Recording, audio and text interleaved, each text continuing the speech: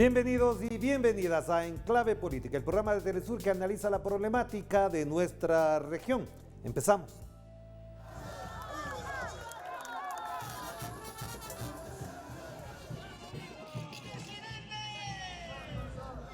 Los peruanos sí podemos. Pedro Castillo ya es el presidente electo y proclamado del Perú. Tras la decisión oficial, el nuevo mandatario ganó a su rival Keiko Fujimori con alrededor de 44,000 votos de diferencia.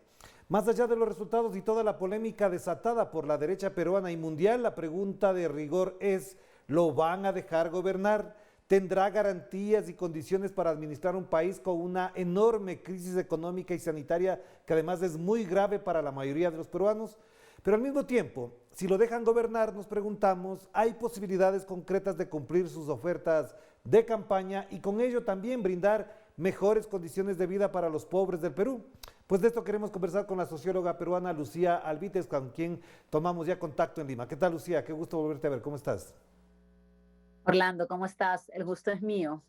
Gracias. Y de paso, ¿cuál es tu primera impresión ya de la proclamación de presidente del Perú al primer hombre de izquierda que llega a ese solio presidencial? ¿Cuál es la evaluación que haces? ¿Cuál es el impacto que incluso desde el punto de vista emocional tiene para los peruanos?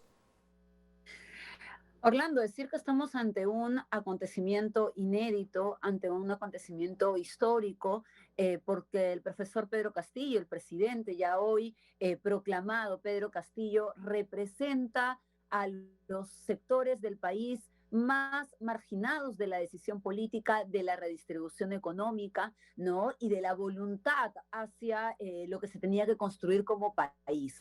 Esto además en un contexto del Bicentenario. El profesor Pedro Castillo es un sindicalista, es un profesor de escuela básica regular, es un rondero, ¿no? Una persona criada en el campo, ¿no? Proveniente de Chota, ¿no? De la zona rural del país. Entonces, la identidad del presidente representa múltiples perfiles, ¿no? De los sectores más marginados en el modelo neoliberal en el país, pero también, ¿no? Más marginados en estos 200 años de república donde una élite, ¿no?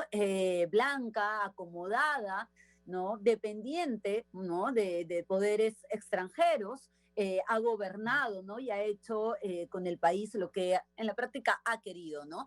Esto además, Orlando, y hay que, creo que decirlo, ¿no? Este triunfo inédito, histórico en el país ha sido contra todo, ¿no?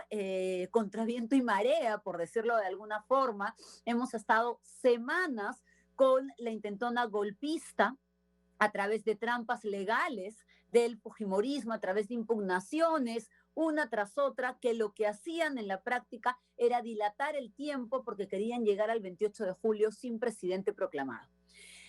Esto además, ¿no? Articulado con sectores violentos, ¿no? Que han ido, por ejemplo, a agredir a manifestantes que se han movilizado hasta Calima para defender su voto, para defender la voluntad popular, que semanas han hecho, han acampado, ¿no? Han hecho una vigilia permanente fuera del Jurado Nacional Electoral y que sectores vinculados al fujimorismo han ido, ¿no? Y han violentado, y con un discurso, Orlando, para terminar, violento, con un discurso que ha asusado a la violencia y que es el principal responsable de la polarización que hemos vivido estas últimas semanas. Claro, pero entonces frente a eso también hay algunas interrogantes de este triunfo. ¿Qué significado tiene para las fuerzas progresistas, para las organizaciones populares? Porque efectivamente no formarán parte del gobierno, pero tienen una alta expectativa. ¿Es efectivamente un hálito de esperanza sostenido, profundo, frente a todo lo que ha vivido, particularmente en las últimas décadas el Perú? ¿Es precisamente la persona indicada para que conecte precisamente con ese sector popular, de organizaciones, de sectores marginados del Perú?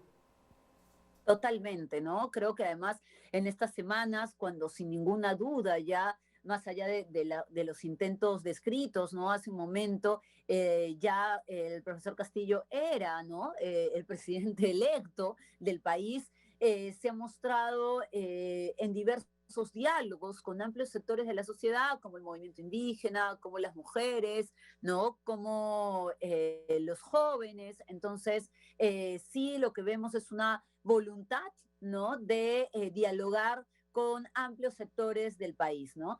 Y ahí también comentar, Orlando, ¿no? Que creo que para las izquierdas, para el pueblo peruano, esto lo recibimos con muchísima esperanza. Sabemos que va a ser un proceso duro, ¿no? Y que en ese sentido también necesitamos la más amplia unidad de las fuerzas de izquierda, la más amplia unidad de las organizaciones populares y ciudadanas que quieren empujar un proceso de cambio para el país.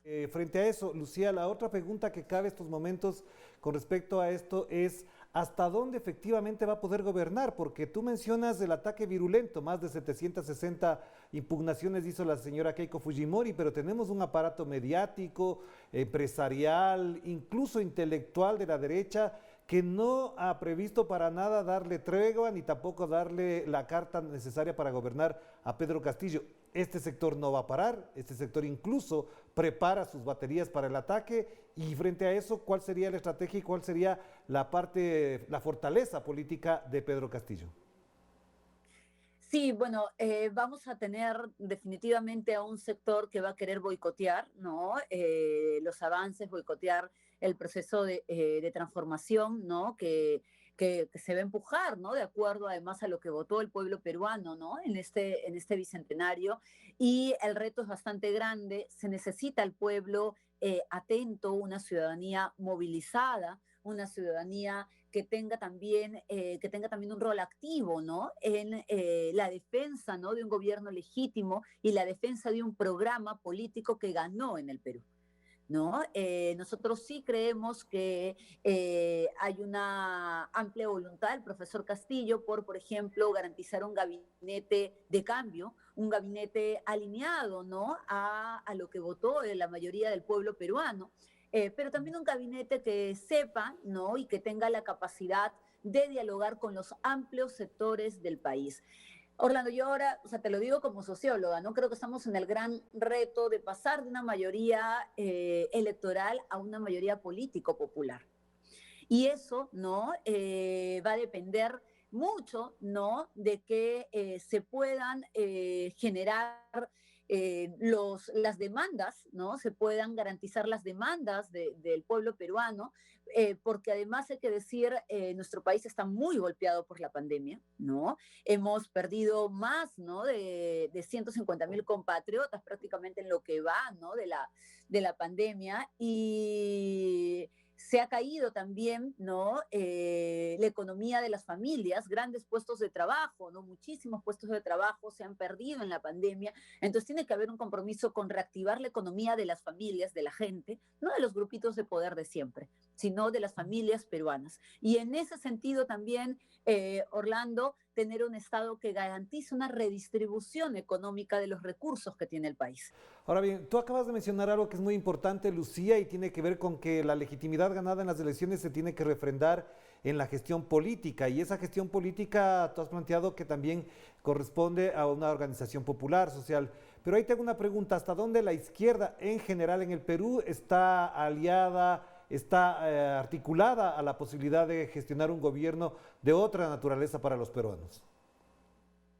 Bueno, vamos a necesitar de la más amplia unidad, Orlando. Creo que el gran reto que se viene es justamente fortalecer una articulación de todas las fuerzas de izquierda, de todas las fuerzas democráticas, de las organizaciones populares y ciudadanas que quieran, ¿no? Empujar, ¿no? Y que se sientan identificadas con este proceso de cambio y ampliar aún más eso, ¿no? Por eso, como te comentaba hace un rato, ¿no? Es vital poder enfrentar las problemáticas de las familias peruanas, la reactivación económica, la atención a la pandemia para poder garantizar, por ejemplo, que se acelere el proceso de vacunación, ¿no? Y ir además trabajando para ir haciendo posible el proceso constituyente, ¿no? Uno de los grandes cambios que viene exigiendo el pueblo peruano es un proceso constituyente que justamente deje atrás las reglas de juego que han permitido la precariedad que se ha mostrado como nunca antes en la pandemia, ¿no? Y que ha impedido que sectores estratégicos de la economía del país, por ejemplo, puedan desarrollarse y crecer, que el Estado tenga un rol importante en ese desarrollo estratégico, que han impedido que derechos como la salud, la educación, ¿no? La vivienda puedan ser ejercidos, ¿no? Por todos los peruanos y peruanas y garantizados por el Estado como debería ser en cualquier democracia. Entonces, se viene un proceso bastante, diría yo, complejo, pero muy esperanzador para el pueblo peruano. Claro, ahora bien, pero también hay otro elemento que es clave, porque si bien es cierto, el Congreso ha sido muy determinante en las últimas crisis políticas del Perú y Pedro Castillo no cuenta con una mayoría, digamos, que permita esa gestión y esa gobernabilidad, hasta donde las fuerzas políticas que están representadas en el Congreso de Perú le pueden dar, digamos, un margen, una garantía, un tiempo de condiciones mínimas a la gobernabilidad. Sí, se va a necesitar poder dialogar, ¿no? Con sectores en el Congreso, con partidos políticos que no necesariamente están hacia la izquierda, ¿no? Que quizás puedan tener una postura más de centro, apelar además a la democracia, ¿no? Apelar a que se pueda dar la posibilidad que un gobierno legítimamente electo, democráticamente electo, no pueda trabajar. Y Orlando, yo creo que ahí la ciudadanía va a jugar un rol muy importante. Nosotros tuvimos la experiencia en noviembre pasado, creo que ahí en esa coyuntura también conversé contigo, ¿no? De un golpe parlamentario donde sectores en el Congreso vinculados a mafias, ¿no? Y que han jugado todos estos años a una situación de defender intereses propios, intereses de grupo, ¿no? Y intereses de ciertos también sectores, de grandes sectores económicos, hicieron, ¿no? En base también a trampas legales, ¿no? Quisieron vacar al presidente, ¿no? Bueno, lo vacaron, ¿no? Y de ahí querían imponernos al señor Merino, ¿no? Y fue la ciudadanía movilizada la que hizo retroceder, ¿no? Ese golpe parlamentario. Hagamos la primera pausa, Lucía, y volvemos enseguida para analizar el impacto que tiene este nuevo momento de política en el Perú y volvemos enseguida para analizar también el impacto que tendría en la región y sobre todo en la izquierda y en el progresismo latinoamericano. Vamos a la pausa y enseguida volvemos con más de Enclave Política.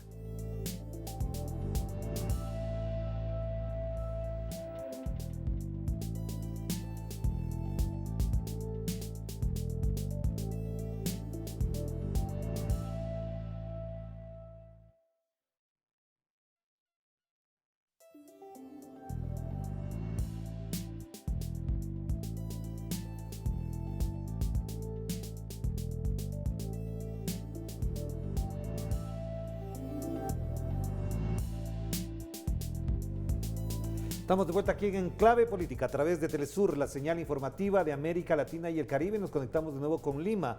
Allá se encuentra Lucía Albites, ella es socióloga, además obviamente tiene una mirada muy particular sobre el significado político del triunfo electoral y la confirmación y ratificación como presidente del Perú de Pedro Castillo. Lucía, esto efectivamente para América Latina significa un cambio. De hecho, también hay preocupación en algunas élites empresariales porque ya ven que posiblemente Lula da Silva podría ganar las elecciones en Brasil, tenemos presidente progresista en Argentina, en Bolivia y el cambio constituyente que se vive en Chile también alerta sobre la posibilidad de una reconfiguración política en América Latina. ¿Hasta dónde desde el Perú tú miras que este triunfo y esta ratificación ya como presidente de Pedro Castillo contribuya a esa corriente? No tengo dudas. Hace, por ejemplo, una semana, con todo lo que está pasando en Cuba, ¿no? Hemos tenido una posición del profesor Pedro Castillo inédita, ¿no? Nunca antes vista desde hace muchas décadas en el país, ¿no? Donde se refirió, ¿no? Al cese del bloqueo a Cuba, ¿no? Donde hubo una postura de integración y de solidaridad latinoamericana, lo cual es importantísimo para un país como el nuestro, que lo ha caracterizado los últimos años por ser un actor, ¿no? Del Grupo de Lima, por ser un actor, ¿no? Donde ha vivido muchas veces de espaldas al continente, ¿no? Y a estas oleadas progresistas que ha vivido América Latina. Entonces, sí, personalmente pienso que el gobierno del profesor Castillo, ¿no? Por el programa con el que ha ganado las elecciones, ¿no? Por lo que significa la identidad de un sindicalista, ¿no? De un rondero en el Perú, es parte, ¿no? De esta nueva oleada progresista de estos procesos de cambio que se están viviendo en América Latina. Una cuestión crucial, ¿no? También que va a definir mucho las características del nuevo gobierno y lo que va a dejar, ¿no? Como bases de construcción en estos 5 años, ¿no? Para el país es el proceso constituyente. ¿No? Es el proceso constituyente, creo yo, que va a forjar en el Perú un antes y un después. ¿No? Vivimos hace 30 años con la constitución de la dictadura, con la constitución hecha por gente que hoy día está presa, ¿no? Por violación de derechos humanos y por corrupción, por haberle robado al Estado peruano, ¿no? Una constitución además implementada para que sea funcional al modelo neoliberal y a lo que fue el consenso de Washington, ¿no? Y el Perú merece, ¿no? Pasar esa página y que podamos mirar el futuro con un pacto y con unas reglas de juego donde la mayoría del país pueda sentirse representada, ¿no? Y se pueda tener un Estado que garantice a la ciudadanía, garantice al pueblo peruano derechos, redistribución. Ya, ahora, pero insisto en tema que es importante para el progresismo latinoamericano. Este es un triunfo que levante el ánimo, que estimule incluso el discurso y el relato político alrededor de lo que ha significado para América Latina, por ejemplo, el panorama neoliberal. Pero también hay temores desde algunos sectores diciendo que la radicalidad posible o supuesta de Pedro Castillo podría también activar la reacción neoliberal y derechista no solamente del Perú, sino de América Latina para, por ejemplo, impedir que algunas acciones de orden regional, como por ejemplo retomar la UNASUR u otros mecanismos de integración, se activen con la presencia de Perú. ¿Es posible que también en este plano se active la propuesta política para la región de Pedro Castillo o no? Mira, yo, Orlando, pienso de que dentro de lo que se ha ganado, lo que ha ganado las elecciones, sí se necesita revisar, obviamente, la política internacional que ha tenido el Perú todo este tiempo, ¿no? Creo que el profesor Castillo, ¿no? Perú Libre, ¿no? Y los sectores que vienen articulando, ¿no? Desde alianzas políticas, ¿no? Y declaraciones conjuntas, acuerdos políticos estas semanas, ¿no? Como es Conjuntos por el Perú, Nuevo Perú, ¿no? Hay una visión de fortalecer la unidad latinoamericana y eso pasa por retomar mecanismos de integración como pueden ser UNASUR, que sufrió, ¿no? Un grave golpe a partir de la oleada neoliberal, ¿no? Última que ha tenido América Latina, de gobiernos profundamente conservadores y de espalda a las necesidades del pueblo latinoamericano. Entonces yo sí veo con bastante esperanza, ¿no? Que podamos inaugurar una política internacional soberana, una política internacional que afirme, ¿no? Qué mecanismos de integración soberanos como es UNASUR, porque UNASUR se crea justamente, ¿no? En esa lógica, que desde Sudamérica tengamos un mecanismo en soberanía, ¿no? Para hablar de nuestros problemas, ¿no? Para articularnos como pueblos. Entonces, yo sí veo con bastante esperanza que eso pueda darse, ¿no? Y que se vaya trabajando, ¿no? En el marco, además, nuevamente, ¿no? De una pandemia que nos afecta a todos, ¿no? Situaciones que se vayan trabajando, intercambios que se vayan trabajando, alianzas estratégicas desde los gobiernos suramericanos para atender, ¿no? La grave crisis que estamos viviendo como pueblos. Ya, y hace poco me dejaste con una inquietud que tiene que ver con la posibilidad de generar un programa, un planteamiento, una propuesta de asamblea constituyente para renovar la constitución que dejó el Fujimorato.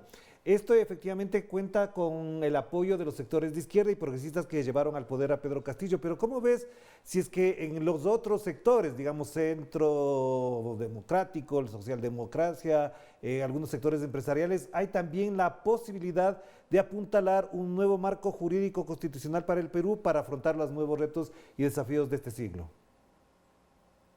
En las elecciones de primera vuelta, en el proceso tuvimos hacia el 11 de abril, ¿no? posiciones de centro también hablaron de una nueva constitución, ¿no? Pero nosotros sí creemos, ¿no?, que el proceso constituyente, más allá, más que de los partidos, tiene que ser un proceso constituyente de la gente, un proceso constituyente del pueblo peruano, ¿no?, donde el énfasis tiene que ser la representación de amplios sectores del país que han estado marginados de la decisión política, ¿no?, y que puedan ser representados, ¿no?, y se puedan representar en un proceso que discuta un nuevo pacto, unas nuevas reglas de juego, ¿no? Entonces, sí, para eso se va a tener que ampliar y articular con diferentes sectores de políticos del país, pero sobre todo generar un proceso movilizador, un proceso nacional de debate y discusión de cómo nos imaginamos el Perú, ¿no?, de acá a 5 años, a mediano, a largo plazo, ¿no? ¿Qué queremos como destino de país, ¿no?, los peruanos y peruanas? No quiero dejar de lado una pregunta que es muy importante, Lucía, y al menos con tu conocimiento nos podrías aclarar. ¿Qué va a pasar con todos aquellos personajes que en los últimos días, antes de la proclamación, generaron y gestaron la posibilidad incluso de burlar la voluntad popular? El señor, por ejemplo, Montesinos, desde la cárcel gestaba acciones de orden desestabilizador, incluso conspirativo. ¿Eso se va a castigar? ¿Hasta dónde crees que el nuevo gobierno o las autoridades judiciales, la fiscalía, podría actuar de inmediato para que esto tenga la sanción correspondiente? Ahí la justicia peruana tiene que investigar lo ocurrido, ¿no? Hemos visto, hemos escuchado cómo Montesinos, ¿no?, el asesor de la dictadura, desde la cárcel en la que está ahora, pretendía comprar autoridades electorales en el país para favorecer a la señora Keiko Fujimori, ¿no? Esto tiene que investigarse y tiene que sancionarse con todo el peso de la ley, ¿no?, a los responsables, ¿no?, de esta, además, violación de la condena, ¿no?, del señor Montesinos, ¿no? Y bueno, en lo que respecta a otros actores como la señora Fujimori, ¿no?, que ha sido la principal desestabilizadora de estos momentos, ¿no?, la principal generadora de polarización en el país, ¿no?, con un discurso bastante de odio, ¿no? Y de, bueno, en la segunda vuelta toda su estrategia de miedo, ¿no?, que lo hablamos en algún momento, Orlando, ¿no?, también en tu programa, va a tener pues que afrontar, ¿no?, lo que la justicia peruana está pidiendo para ella, que son 30 años de cárcel por diversos delitos, ¿no? La desesperación que hemos visto en estas semanas por hacerse del gobierno y quebrar la voluntad popular tiene que ver también, ¿no?, con que es una persona que la justicia peruana pide varios, ¿no?, años de cárcel y que solamente la presidencia, ¿no?, la iba a salvar, ¿no?, de esa situación. Claro que sí. Muchísimas gracias, Lucía, muy amable por atender esta invitación. Esperamos que efectivamente se inicie una nueva etapa política en el Perú. Te mando un abrazo, que estés muy bien. Gracias a ti. Gracias a Lucía Alvite, socióloga peruana, a propósito de lo que ya ocurrió en el Perú, es decir, la ratificación y la proclamación de presidente de ese país, de Pedro Castillo. Se abre una nueva etapa, se abre una esperanza para los peruanos y, por supuesto, como decíamos también, una corriente progresista y de izquierda en América Latina que se consolida a partir de la democracia, de las elecciones y de la participación popular en la toma de decisiones. Nos despedimos, cuídense mucho, que la pasen bien. Chao.